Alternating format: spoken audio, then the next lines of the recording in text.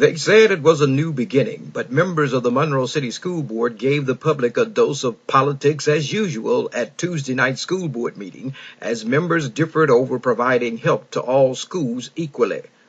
As the board approved its plan to beef up academic performance at Carroll and Wossman high schools, it bogged down when some board members asked the special system-funded help that is being planned for the Southside schools to also be provided for Neville.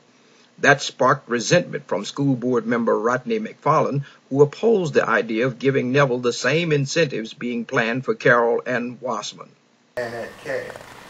But now, since the Justice Department is so mandating us to do this, and we looking over at Neville and saying, hey, they left out. No, Wossman and Carroll been left out for many of years. But now we're so concerned. You're not really concerned. Some of y'all are really not concerned. You've been made to do this. And that's the reason why you're going along with it. But in order to satisfy some people, you want to put everybody in. But you weren't concerned several years ago about Carroll and Wossman and all the different programs, all the different courses that Neville had and Wossman didn't have and Carroll didn't have. But now we're so concerned. Let's not be a hypocrite about it.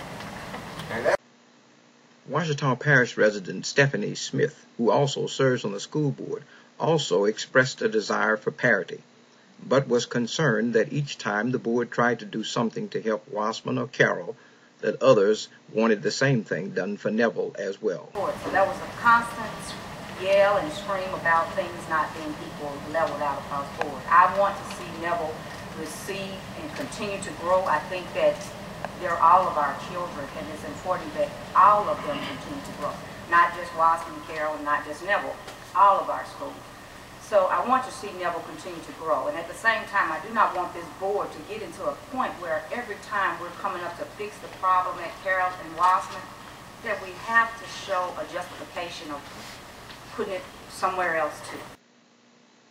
The board plans to pay AP course costs and repeat ACT exam costs for its Southside schools, as well as hire a special teacher to promote honors and advanced classes at Wossman and Carroll. Earlier Tuesday, in a working session, the board agreed that it would do the same for all schools, but only Carroll and Wossman would be mentioned in its government-imposed consent decree with the Justice Department.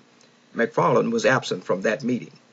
Some board members said whatever the Southside schools received, Neville would get the same, but they wouldn't put it in writing. Board member Mickey Trawick tried unsuccessfully to get the board to put its verbal promises of treating all schools equally on the record with a vote, but the majority of the board voted against putting their promises officially on the record. Earlier this year, Dr. James Dupree asked the Justice Department to sign off on his request to declare the system fully equal. His unwillingness to make all schools equal was one of the reasons 4 of the school board members, led by board member Brenda Schelling, tried to oust him.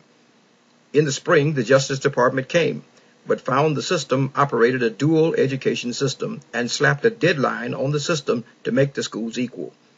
Tuesday night's plan, though lauded for its extensiveness, came only as a result of the Justice Department's threat to take the system to court. This has been an online update of the Monroe Free Press, the voice of the black community since 1969.